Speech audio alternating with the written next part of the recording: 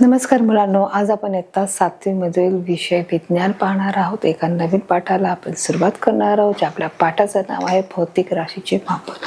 चला तर म्हणून आपण सुरुवात करणार आहोत. भौतिक राशीचे मापन म्हणजे काय, की भौतिक राशी म्हणजेच काय आहे, की भौतिक राशीमध्ये असणारे भौतिक राशी म्हणजेच काय आहे, की त्याच्यामध्ये वस्तुमान, वजन, वेग, तापमान, आकारमान या राशींना पण काय बोललं जातं, भौतिक राशी बोलले जातं. ही भौतिक राशी मोजण्यासाठी आपल्याला एककाचा वापर करावा लागत आहे.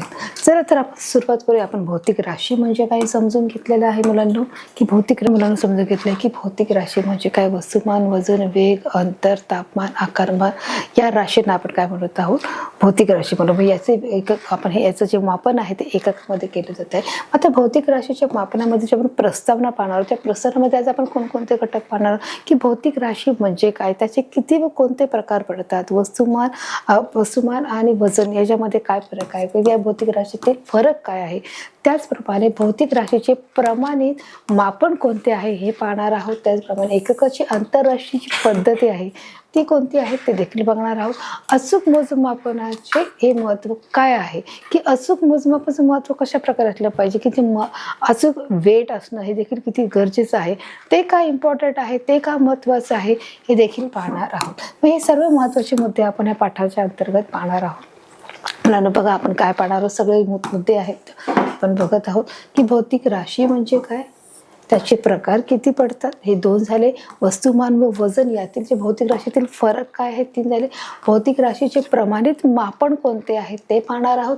एककाची आंतरराष्ट्रीय पद्धती कोणती आहे याचा देखील अभ्यास करणार आहोत. आणि अचूक मापनाचे महत्त्व, हे महत्त्वाचे का आहेत, या सर्व घटकांचा मुलांना आपण अभ्यास करणार आहोत. चला तर आपण समजून घेणार आहोत. सुरुवातीला स्पष्टीकरणाच्या माध्यमातून, चित्रीकरणाच्या माध्यमातून पाठाला सुरुवात करणार आहोत. बघायचं दिलं आहे फिजिकल क्वांटिटीज. भौतिक राशीचा अर्थच काय आहे म्हणालो, फिजिकल क्वांटिटीज. बघा, आता तुम्ही सुरुवात करणार आहोत. किती तुम्हाला चित्र दिलेलं आहे, हे काय आहे, गाव आहे.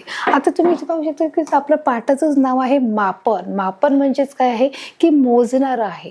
मग मापन आपण कशामध्ये मोजतो, मला आधी हे सर्वात प्रथम सांगा बरं मुलांना, की आपण एखादी गोष्ट आपण घेत असो, मग ते पदार्थाच्या अनुसार त्याचं मापन केलं जातं. आपण कोणता पदार्थ घेत आहोत त्या पदार्थानुसार आपलं मापन होतं. उदाहरणार्थ समजा आपण भाजी घेत आहोत, मग भाजी घेण्याचं मापन कशात आहे, किलोमध्ये आहे. मग तुम्ही अर्धा किलो घेताय, 1 किलो घेताय त्याच्यामध्ये. त्याचप्रमाणे तुम्ही साखर घेताय, तुम्ही डाळ घेताय, मग याचं मापन कसं होत आहे, याचं मापन किलोमध्ये होत आहे. मग जर म्हणजे एखादा जो तुम्ही पदार्थ घेताय, मग तो पदार्थ कसा आहे म्हणालो, की त्याप्रमाणे त्याचं मापन होणार. जर तुम्ही दूध घेताय तर ते दुधाचं म्हणा, किंवा ते पेट्रोल घेतात, ते कसं लिटरमध्ये तुम्ही घेणार आहात. म्हणजे लिक्विड फॉर्ममध्ये असणारे जे पदार्थ आहेत ते तुम्ही द्रव पदार्थामध्ये असणारे जे पदार्थ आहेत ते कसे घेणार आहेत, ते तुम्ही लिटरमध्ये घेणार आहात. मग ते मी दूध असू दे, रॉकेल असू दे, पेट्रोल असू दे, डिझेल असू दे, ते लिटरमध्ये असणार आहे. जर तुम्ही एखादी भाजी घेताय, त्या भाजीचं जे एकक आहे ते कोणत्यामध्ये, किलोग्राममध्ये असणार आहे. मग ते तुम्ही अर्धा किलो घ्या, 1 किलो घ्या, त्याच्या मापात असणार आहे. त्याचप्रमाणे बोलू, जर तुम्ही सोन्याची वस्तू घ्याल, किंवा तुम्ही एखादं गरम मसाल्याचे जे पदार्थ घेणार, जसं तर लवंग, मिरी, दालचिनी आहे, मग ते तुम्हाला किलोमध्ये नाही मिळणार, की ते तुम्हाला असं लिटरमध्ये नाही मिळणार आहे. ते कसं मिळणार आहे, तुम्हाला ते ग्रॅममध्ये मिळणार आहे. मग ते ग्रॅम पासून त्याच्या भावाची सुरुवात होत असते. 100 रुपये ग्रॅम, 50 रुपये ग्रॅम, 200 रुपये ग्रॅम, म्हणजे ते त्याप्रमाणे भाव असतो. म्हणजे त्याची जी एककं असतात ती छोटी असतात, परंतु जी किलोग्रामची जी असतात ती 1 किलो, 2 किलो किंवा 5 किलो, त्याचे जे किलोग्रामचं जास्त वजन ते मोठ्या प्रमाणामध्ये असतं. म्हणजे आपण जी वस्तू घेऊ त्या पद्धतीनुसार, त्याप्रमाणे त्याचं मापन दिसतं. आणि म्हणून आपण ह्या दैनंदिन जीवनात त्याचा वापर आज सर्रास करतो. आता आपलं जर तिसरं जे उदाहरण आहे, आपण म्हणू शकतो की जर आपल्याला एखादं कापड घ्यायचं आहे, आपण दुकानात गेलो आणि आपण बोललो की आम्हाला 1 किलो कापड द्या, असं बोलू शकतो का आपण? किंवा आपण असं म्हणू शकतो की आम्हाला 1 लिटर कापड हवं आहे, तर त्याचं मापन, ज्याचं जे एकक आहे ते मीटरमध्ये आहे. समजते मुलांनो मी काय बोलते, की तुम्ही जे काही वस्तू खरेदी करतात त्या वस्तूवरती अवलंबून आहे त्याचं एकक, त्या वस्तूचं, की ते कशाप्रमाणे देणार आहेत. जर तुम्ही एखादी फळभाजी घेत आहात, तुम्ही एखादे धान्य घेत आहात, तर ते तुम्हाला किलोग्राममध्ये मिळणार आहे. जर तुम्ही एखादं दूध घेत आहात, तुम्ही त्याचप्रमाणे एखादं तूप घेत आहात तर ते तुम्हाला कशामध्ये मिळणार, तुम्हाला दूध म्हणा, पाणी म्हणा, रॉकेल म्हणा, डिझेल, पेट्रोल हे तुम्हाला लिटरमध्ये मिळणार आहे. जे लिक्विड फॉर्मचे जे काही अन्नाचे घटक आहेत ते तुम्हाला लिक्विड फॉर्ममध्ये मिळणार आहे. तुम्ही धान्याच्या स्वरूपामध्ये घेणार, तुम्ही भाज्याच्या स्वरूपात घेणार तर ते तुम्हाला किलोग्राम मिळणार आहेत. पण जर तुम्ही एखादं कापड जर खरेदी करतायत तर ते तुम्हाला नाही लिटरमध्ये मिळणार आहे, नाही ते किलोग्राम मिळेल, तुम्हाला ते मीटरच्या हिशोबाने घेणार आहे. म्हणून जो आपला हा भाग आहे, जो भौतिक राशीचे मापन आहे, याच्याशी आपला नेहमीच संबंध येतो असतो. मी तर म्हणेन रोजच याचा संबंध येतो, कारण आपण रोज भाजी खरेदी करायला जातो किंवा फार फार तर आपण 2 दिवसाची भाजी होती परंतु तिसऱ्या दिवशी आपण जाणारच, बरोबर आहे. मग मीटर जो कपडा आहे आपण तो रोज खरेदी करायला जात नाही, परंतु आपला जो रोज संबंध येतो तो कशाशी येतो, लिटरशी आणि आपल्या जे एकक आहे जे किलोग्रामशी त्याच्याशी आपला संबंध येत असतो. आणि म्हणून आज आपण अशी सर्व उदाहरणं बघणार आहोत की कोणत्या प्रकारचे उदाहरण आपण इथे बघा पाहणार आहोत, स्पष्टीकरणाला सुरुवात करणार आहोत. इथे दिले दैनंदिन जीवनात वेगवेगळ्या वस्तू पदार्थाचे मापन केले जाते. जसं मी आत्ताच सांगितलं, दैनंदिन जीवनामध्ये आपण हर एक गोष्टीचं मापन करत असतो. दूध आहे, तेल आहे, साखर आहे, तेल, तांदूळ आहे, मीठ आहे, या सर्व गोष्टीचं आपण काय करत असतो, मापन करत असतो. परंतु या मापनाची जी पद्धत आहे ती देखील मी तुम्हाला स्पष्टपणे सांगितलेली आहे. उदाहरणार्थ फळे, भाज्या, धान्य याचे वस्तुमान मोजतात. उदाहरणार्थ म्हणजे ते पण तुम्हाला मी क्लिअर केलेलं आहे. जे फळे आहेत ती देखील किलोमध्ये मोजली जातात, ज्या भाज्या आहेत त्या देखील किलोमध्ये मोजले जातात, जे धान्य आहे ते देखील किलोमध्ये मोजलं जातं. इथपर्यंत मुलांना क्लिअर आहे, तुम्हाला समजलंय? चला आपण आता पुढे जाऊया. बघा, याचे वस्तुमान मोजले जाते. मग याचे वस्तुमान आपण किलोग्राममध्ये, लिटरमध्ये देखील मोजले जाते. बघा, हे आपलं दैनंदिन जीवन आहे. मुलं शाळेत जात आहेत, बायका ज्या घरी आहेत, जे आपले आहे, जे काम करत आहेत, काही छोटी मुलं आहेत ती शाळेत न जाणारी आहेत, ती खेळत आहेत. मग ह्याच्या आपल्याला जीवन जगण्यासाठी आपल्याला वेगवेगळ्या वस्तू आणि पदार्थांचा आपण वापर करतो. मग ते वापर करण्यासाठी आपल्याला ते बाजारात जाऊन विकत घ्यावं लागतात. त्याची वेगवेगळी मापनाची जी पद्धती आहे ती मात्र आपली वेगवेगळी आहे, बरोबर आहे. मग त्याच्यामध्ये आपण फळे, भाज्या, धान्य याचे जे वस्तुमानामध्ये आपण त्याचा काय करतो, प्रकार मोडतो. म्हणजे बघा, इथे त्यांनी दिले आहे काय आहे, फळे आहेत, जे भाज्या आहेत आणि जे धान्य आहे. मग आपण अशा प्रकारे जे आपल्याला तोलून दिलं जातं, बरोबर आहे. तोलून त्याच्यामध्ये प्रकार, तुम्ही इथे 1 किलो घेणार तर इथे 1 किलोचं माप ठेवणार आणि इथे तुम्हाला 1 किलो तुम्हाला धान्य ठेवणार, 1 किलो साखर ठेवणार, 1 किलो तांदूळ ठेवणार, 5 किलो तांदूळ ठेवणार, तर इथे 5 किलोचं माप ठेवणार. तसे वेगवेगळ्या प्रकारे त्याचे जे मापन आहे ते वस्तुमानामध्ये मोजले जातं. बघा, आता जे पुढे आहे, आता आपलं जो दुसरा एक घटक राहिलेला आहे की बघा, इथे जो व्यक्ती आहे, जो मुलगा आहे, तो कसा आजारी पडलेला आहे आणि आजारी पडल्यामुळे त्याला थर्मामीटर लावून त्याचा ताप मोजण्याचं काम करत आहे. म्हणजे ते तापमान आहे ते एक मध्ये मोजलं जात आहे. म्हणजे किती डिग्री सेल्सिअस ताप आहे, मग तो आपण 100 डिग्री आहे, 102 आहे, 105 आहे. मग हे कसं कळतं की मग त्याच्यासाठी किलोग्राम वापरलं जातो का, त्याच्यासाठी लिटर वापरलं जातं का, मीटर वापरलं जातं का, तर नाही. मग याचं तापमान मोजण्याची जी पद्धती आहे ती मात्र वेगळ्या पद्धतीची आहे. मग त्याला तापमापीमधून, थर्मामीटरमधून ते काउंट केलं जातं. म्हणजे काय, शरीर, द्रव पदार्थ याचे तापमान, तर स्थायू, द्रव, वायू याचे आकारमान मोजले जाते. आता इथे त्याला शरीर, जे आपलं जे शरीर आहे, द्रव पदार्थ याचे तापमान, जे पूर्ण जे लिक्विड आहे, द्रव पदार्थ आहे त्याचे तापमान बघा द्रव पदार्थामध्ये मोजले जातात. तर स्थायू, द्रव, वायू याचे आकारमान मोजले जातात. विविध पदार्थाची घनता व वाहनाचा वेग हा इत्यादी सर्व प्रकार त्याच्यामध्ये काउंट केले जातात. बघा, त्यांनी सांगितले स्थायू, द्रव आणि वायू. मग आपल्याला हे झालेलं आहे की पाण्याच्या 3 अवस्था असतात, त्या स्थायू आहे, द्रव आहे, वायू आहे, सॉलिड आहे, लिक्विड आहे आणि गॅस आहे. मग याचे जे तापमान आहे बघा, द्रव पदार्थ याचे तापमान, स्थायू, द्रव, वायू याचे आकारमानामध्ये मोजले जाते. मग विविध पदार्थाची जी घनता आहे आणि वाहनाचा जो वेग आहे, वाहनाचा वेग हा देखील कसा मोजला जातो मुलांनो, हे देखील तुम्हाला माहिती आहे की त्याच्या मीटरमध्ये त्याचा किती किलोमीटर गाडी गेली. मग ती कशी मोजपट्टी लावून मोजली जाते का दोरीच्या सहाय्याने मोजली जाते का, तर नाही, तिथे किलोमीटरच्या आधाराने ती मोजली जाते. तर अशा प्रकारे बघा, पाण्यामध्ये त्याचे मोजमाप हे केलं जात आहे. बघा, वाहनाचा जो वेग आहे, जो घनता आहे ती सर्व प्रकारे मोजली जाते. आता बघा, इथे त्यांनी दिलेले तुम्हाला मापनाचे काही प्रकार दिलेले आहेत. आपण हे सगळे वाचणार आहोत. म्हणजे वस्तुमान, वजन, अंतर, वेग, तापमान, आकारमान, भौतिक राशी आहे. जसं मी तुम्हाला सुरुवातीलाच सांगितलं की भौतिक राशी म्हणजेच काय आहे की वस्तुमान, वेग, बघा, वस्तुमान, वजन, अंतर, वेग, तापमान आणि आकारमान म्हणजे त्या राशी आहेत. मग ह्याच्यात सगळं आहे ते काय आहेत, भौतिक राशी आहेत मुलांना. हे कोणत्या आहेत, भौतिक राशी आहेत. जसं मी सांगितलं काय आहे बघा, इथे तुम्हाला दिसत आहे वस्तुमान आहे, वजन आहे, अंतर, वेग, तापमान आणि आकार आहे. बरोबर आहे. मग या सर्व काय आहे भौतिक राशी. म्हणजे आपल्याला भौतिक राशीची ही डेफिनेशन आहे की भौतिक राशी म्हणजे काय आहे. तर या ज्या सगळ्या वस्तू दिसत आहेत त्या सगळ्या काय आहेत भौतिक राशी आहेत. म्हणजे आता वस्तुमान म्हणजे काय आहे की जे किलोग्रॅम मध्ये आपण जे मोजलं जात आहे त्याला काय म्हणून वजन आहे. जे अंतर आपण मोजलं जातं, किती किलोमीटर अंतर आहे ते मोजलं जातं, किती वेग आहे स्पीड आहे ते मोजलं जातं, तापमान किती आहे की जो ताप कसा आहे तो किती तापमान आहे, जे आपलं हवेचं जे तापमान आहे त्यामुळे ते कशा प्रकारे मोजलं जातं मग ते तापमान आहे, आकारमान किती आहे. तर अशी सर्व भौतिक राशीची उदाहरणं आहेत. भौतिक राशीचे परिमाण म्हणजेच मॅग्नेट्यूड सांगण्यासाठी मूल्य म्हणजे व्हॅल्यू व एकक हे युनिट याचा वापर करतात.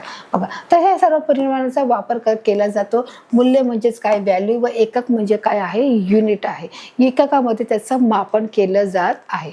आता बघा इथे ते दिले आहे उदाहरण, त्यांनी तुम्हाला समजण्यासाठी एक एक्झाम्पल दिले आहे. ते एक्झाम्पल मुलांना कोणतं आहे की स्वाती दररोज 2 किलोमीटर चालते. आता ही स्वाती नावाची ही मुलगी आहे, ती दररोज 2 किलोमीटर चालत असते. बघा इथे दररोज 2 किलोमीटर चालते. यामध्ये 2 किलोमीटर हे काय आहे, मग याच्यामध्ये 2 किलोमीटर काय आहे तर ते अंतर आहे. आता इथून ते इथपर्यंत जर पार जात असेल तर हे काय झालं अंतर झालं. म्हणून आपली जी व्याख्याच काय आहे भौतिक राशीची की जे वस्तुमान आहे, वजन आहे, अंतर आहे, वेळ आहे, तापमान आणि वस्तुमान म्हणजे हे सर्व मिळून काय आहे भौतिक राशी आहे. मग याच्यामध्ये काय आलं आहे अंतर आलेलं आहे. बघा जो शब्द तुम्हाला मी मार्क करून दाखवते. बघा ही 2 किलोमीटर चालत आहे पण त्यामध्ये 2 किलोमीटर हे काय आहे अंतर आहे. म्हणजे हे भौतिक राशीचं उदाहरण आहे की नाही. मग हे काय आहे भौतिक राशीचं. अशा प्रकारे ती 2 किलोमीटर चालते, याच्यातले अंतर काय आहे बघा हे भौतिक राशीचं उदाहरण आहे. 2 किलोमीटर ती अशा प्रकारे इथून इथपर्यंत चालत आलेली आहे. आता यामध्ये 2 किलोमीटर हे काय आहे अंतर आहे.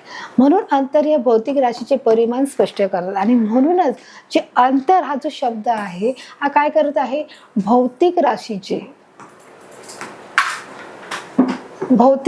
काय करत आहे भौतिक राशीचे परिमाण स्पष्ट करतायत. 2 हे अंतराचे मूल्य असून मग 2 काय झालं हे मूल्य आहे अंतराचं. अंतर काय झालंय भौतिक राशीचं परिमाण आहे. अंतर हे भौतिक राशीचं परिमाण आहे. तर 2 हे काय झालंय अंतराचं मूल्य असून किलोमीटर हे अंतराचं एकक आहे. किलोमीटर एकक आहे. म्हणजे आपल्याला 3 गोष्टी मिळालेल्या आहेत. कोणत्या 3 गोष्टी मिळाल्या आहेत परिमाण मिळालं आहे, अंतर म्हणजेच काय आहे परिमाण आहे. त्याचप्रमाणे आपण पाहिलं आहे की अंतराचे जे मूल्य आहे ते किती आहे 2 आहे आणि त्याचमुळे जे किती किलोमीटर चालले आहे किलोमीटर काय आहे हे काय एकक आहे. म्हणजे आपल्याला 3 गोष्टी आपल्या उदाहरणावरून आपल्याला मिळालेल्या आहे. किती 2 किलोमीटर जर अंतर जर चालून जात आहे तर 2 किलोमीटर म्हणजे जे अंतर जे आहे ते कसं आहे राशीचं जे परिमाण आहे त्याचमुळे 2 हे काय आहे मूल्य आहे आणि किलोमीटर हे एकक आहे. समजते मुलांना. तर अशा प्रकारे आपण भौतिक राशीचे परिमाण देखील पाहत आहोत. बघा अंतर किलोमीटर आणि मग त्याचे जे परिमाण आहे किंवा बघा मग किलोमीटर अंतराचे जे मूल्य किलोमीटरने अंतर. अशा प्रकारे हे तुम्हाला चित्राच्या माध्यमातून इथे स्पष्ट करण्यात आलेलं आहे. आता त्यांनी सांगितलं की भौतिक राशी. मग आता तुम्हाला त्यांची काय दिली एक सूची दिलेली आहे ती नीट समजू पाहिजे की भौतिक राशीचे देखील 2 प्रकार पडतात. एक आहे अदिश राशी आणि एक दुसरी आहे सदिश राशी. मग आता अदिश राशी म्हणजे काय आणि सदिश राशी म्हणजे काय आपण ते पाहणार आहोत. भौतिक राशीचे 2 प्रकार पडतात. एक अदिश राशी व दुसरी आहे सदिश राशी. बघा आता अदिश राशी आता सर्वात प्रथम आपण पाहणार की अदिश राशी म्हणजे काय, स्केलर क्वांटिटी म्हणजे काय. आता त्याचं बघा आपण पाहणार आहोत की अदिश म्हणजे काय आहे केवळ परिमाणाच्या सहाय्याने पूर्णपणे व्यक्त करता येणारी राशी की केवळ परिमाणाच्या जसं आपण पाहिलंय की जे परिमाण काय आहे की अंतर हे परिमाण आहे. म्हणजे अंतर म्हणा वेग म्हणा जो शब्द आलेला आहे त्याच्या सहाय्याने पूर्णपणे व्यक्त करता येणारी त्यांनी सांगितलेली जी राशी आहे तिला आपण काय म्हणणार आहोत अदिश राशी. इथपर्यंत क्लिअर आहे मुलांना की 2 प्रकार आहेत राशीचे. एक अदिश राशी. तर अदिश राशी म्हणजे काय आहे की केवळ परिमाणाच्या सहाय्याने परिपूर्णपणे व्यक्त करता येणारी राशी म्हणजे काय आहे अदिश राशी आहे. हे आपण पाहिलेलं आहे. आता बघा त्यांनी दाखवलेलं आहे की उदाहरणाच्या माध्यमातून हे तुम्हाला अधिक स्पष्ट करण्यासाठी तुम्हाला एक इथे उदाहरण दिलं आहे. ते उदाहरण आपण समजून घेणार आहोत. बघा आता इथे त्यांनी काय दिलं आहे एक चौकोन दिलेला आहे आणि या चौकोनाला काय दिलेलं आहे हे क्षेत्रफळ आहे उदाहरणार्थ लांबी, रुंदी, क्षेत्रफळ, वस्तुमान, तापमान, घनता, कालावधी, कार्य इत्यादी. म्हणजे त्यांनी हे परिमाण दिलेले आहे. काय काय परिमाण आहे बघा, लांबी, रुंदी, क्षेत्रफळ. मग आता हे त्यांनी बघा चित्रामध्ये तुम्हाला काढून दिलं आहे. हे पूर्ण जे ग्राउंड दिसत आहे क्षेत्रफळ आहे. मग याची रुंदी किती आहे, याची लांबी किती आहे, याच्यावरून त्यांनी काय काढलेलं आहे की अदिश राशी आहे हे आपल्याला इथे समजून येत आहे. तर अशा प्रकारे ही अदिश राशीची उदाहरणं आहेत ते आपण पाहत आहोत. लांबी, रुंदी, क्षेत्रफळ हे कशा प्रकारे आहे चित्रामध्ये बघा तुम्ही पाहू शकता. आणि कार्य, आता राशी व्यक्त करण्यासाठी केवळ परिमाणाच्याच म्हणजेच मूल्य व एककाचा वापर होतो. जर राशी आपल्याला जर व्यक्त करायची आहे तर आपल्याला काय करणं गरजेचं आहे बघा, म्हणजेच मूल्य आणि एककाचा देखील आपल्याला त्याच्यामध्ये वापर करायचा आहे. आपण पाहिलं होतं की मूल्य काय आहे, किती 2 किलोमीटर चालते हे काय आहे, मूल्य आहे. आणि त्याचप्रमाणे आपण एकक काय पाहिलं होतं की किती किलोमीटर मध्ये काय आहे, हे एकक आहे. म्हणजे जर राशी व्यक्त करण्यासाठी जर आपल्याला परिमाणाची जर गरज आहे त्याच्यानुसारच जी परिपूर्ण त्याच्या आधारावर परिमाणाच्या आधारानुसार स्वतंत्रपणे जी राशी व्यक्त होते तिला अदिश राशी म्हणतात. ही अदिश राशी व्यक्त करण्यासाठी परिमाणाच्या म्हणजेच मूल्य व एककाचा देखील याच्यामध्ये काय केला जातो, वापर केला जातो. उदाहरणार्थ रस्त्याची लांबी ही 2 किलोमीटर. आता त्यांनी तुम्हाला हे उदाहरण दिलं आहे. रस्त्याची लांबी ही 2 किलोमीटर किंवा 101 डिग्री फॅरेनहाइट तापमानाला आहे. तर बघा इथे काय दिलं, हा जो रस्ता दिला आहे आणि तुम्हाला हे उदाहरण दिलं, रस्त्याची लांबी किती आहे, 2 किलोमीटर किंवा 101 फॅरेनहाइट ताप आहे. तर अशा प्रकारे तसं हे एक उदाहरण आपण पाहिलेलं आहे. आता बघा आपण पाहणार आहोत सदिश राशी म्हणजे वेक्टर क्वांटिटी. सदिश राशी म्हणजे आता आपण अदिश राशी म्हणजे काय व त्याची उदाहरणं काय आहेत ते पाहिले आहेत. आता आपण पाहणार आहोत अदिश राशी म्हणजे काय, सदिश राशी म्हणजे काय व त्याची उदाहरणं कोणती आहेत ते देखील पाठाच्या माध्यमातून समजून घेणार. बघा आता त्यांनी व्याख्या काय दिली आहे समजून घेणार आहोत. परिमाण व दिशा यांच्या साहाय्याने पूर्णपणे व्यक्त करता येणारी राशी म्हणजे परिमाण व दिशा यांच्या सहाय्याने पूर्णपणे व्यक्त करता येणारी जी राशी आहे म्हणजेच तिला सदिश राशी होय. म्हणजेच मग आता त्यांनी इथे एक उदाहरण दिली आहेत. म्हणजे उदाहरण काय, विस्थापन आहे, वेग आहे, येस ह्या सदिश राशी आहेत की त्याचं विस्थापन किती आहे आणि वेग. आता मला वाटतं मुलांना विस्थापन हे आपलं संख्या जो शब्द आहे तो आपल्याला झालेला आहे इयत्ता 6वीच्या विषयामध्ये, विज्ञान विषयामध्ये, की विस्थापन म्हणजे काय की एखादी वस्तू मूळ जागेवरून हलणे म्हणजेच त्याला काय बोलणार आहोत आपण, विस्थापन बोलणार आहोत. आलं लक्षात.